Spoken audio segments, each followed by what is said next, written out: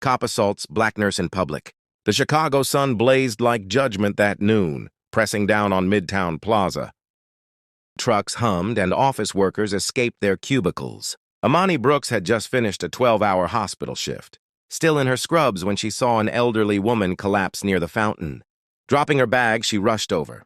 "Ma'am, can you hear me?" The woman clutched her hip, trembling. Imani steadied her, checking for a pulse, reaching for her phone to call 911 until a shout cut through the air. And where I can see them, she turned, startled to see a white police officer. Officer Thorne, his hand hovering near his holster. "Sir, I'm a nurse," she began. This woman fell quiet. "Don't move." She raised her hands, one still holding her phone. "Drop it, it's my phone," she said, confused. He lunged, knocking it from her grasp. It cracked against the concrete. The crowd froze.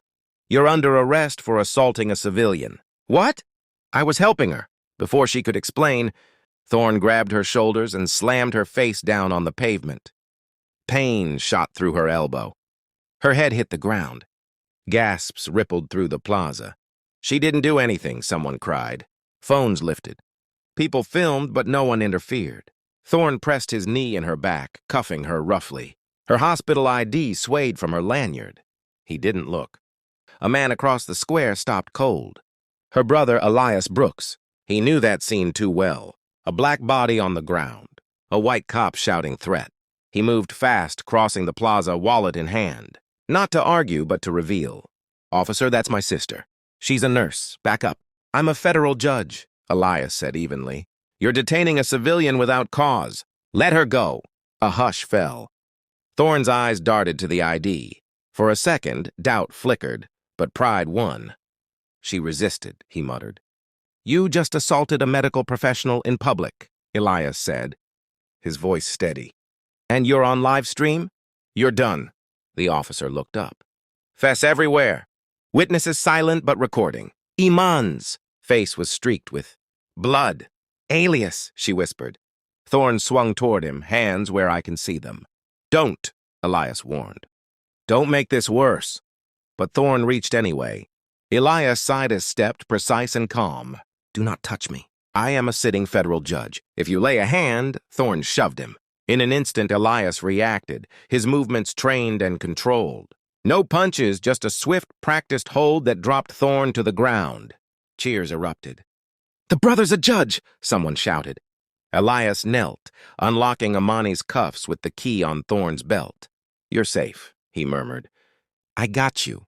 She looked dazed, blood on her lip. "He didn't even ask," she said softly. "He just hit me." "I know," Elias said tightly. "It's all on video. This time they'll have to see," sirens wailed. 2 patrol cars skidded to a stop. Officers jumped out, guns drawn, then froze. Their own man laid disarmed on the pavement. "He attacked me!" Thorne shouted. "He assaulted an officer." Elias stood tall. "Check the live stream." I never raised a hand until he cuffed mine. The commanding officer arrived. Lieutenant Vance Black sharp-eyed. She read Elias's ID. "Judge Brooks, yes." She turned to Thorne. "Officer Thorne, you're being detained for excessive force and civil rights violations." The square erupted, cheers, disbelief. 1,000 cameras flashing. Imani struggled to her feet. "You okay?" Elias asked. "I will be," she whispered. "But this can't be all that happens." "It won't be," he promised. Hours later, headlines blazed. Cop assaults black nurse in public. Her brother, a federal judge, orders arrest. For once, brutality met its witness. Yet Elias knew this wasn't justice. Just a moment. Justice began after the cameras left, when systems were forced to look inward. That night, he sat in a precinct holding cell. No longer the judge, just another black man who had dared to resist. His wrists bore red marks. His suit was wrinkled. Across the mesh barrier, 2 officers whispered. "Think he's somebody?" "Maybe," the other said, eyeing the paperwork. Elias stayed silent. He hadn't declared his title during the arrest. Power makes systems defensive. Exposure makes them dangerous. Better to let the truth surface on its own. They booked him like anyone else. Fingerprints, photo, paperwork. Then one officer frowned at the screen, squinting. "Wait, this can't be right." The other leaned over. It is the room stilled. They didn't speak the title aloud, but it lingered unspoken. Elias Brooks, United States District Judge, Northern District of Illinois, federal appointment, Senate confirmed law review editor, decorated service, and now processed like a criminal. The irony stung, but Elias didn't flinch. Somewhere in another room, his sister was giving her statement. Somewhere outside, the videos were spreading. Millions were watching, arguing, dissecting the footage. The same country that had watched so many others die without consequence was seeing something it hadn't before. A man within the system pulling back the curtain. But Elias knew how this worked. By morning, statements would shift. Reports would blur. The badge would try to rewrite what every camera had caught. The narrative would twist. Suspect resisted. Force justified. The system always circled the wagons. Still, this time it wasn't faceless. They knew his name. They knew hers.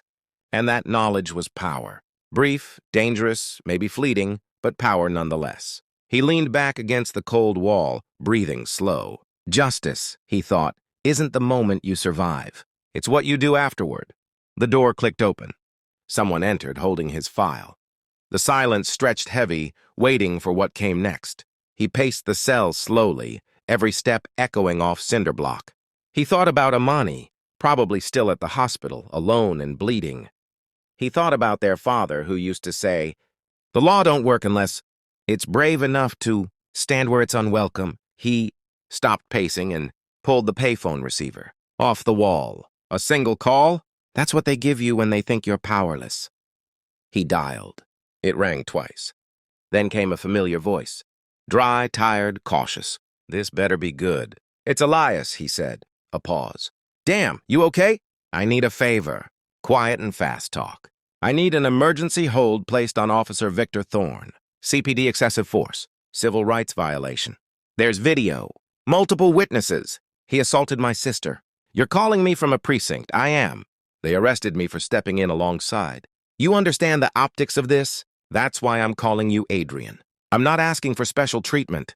I'm asking for the law to do its job before they bury this." Adrian Jacobs wasn't just an old law school buddy.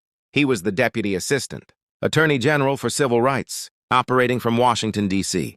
The kind of man who could open doors no one else could see.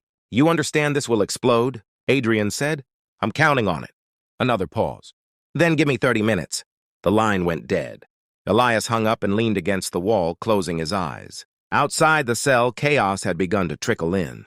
The front desk was ringing nonstop. Officers darted down the hallway with uncertain urgency. Somewhere, a printer coughed out paperwork with red ink stamped across the top. "Emergency hold." Back in the holding area, a young black officer appeared. Mid-30s, nervous, but try not to show it. "Sir, could you step this way?"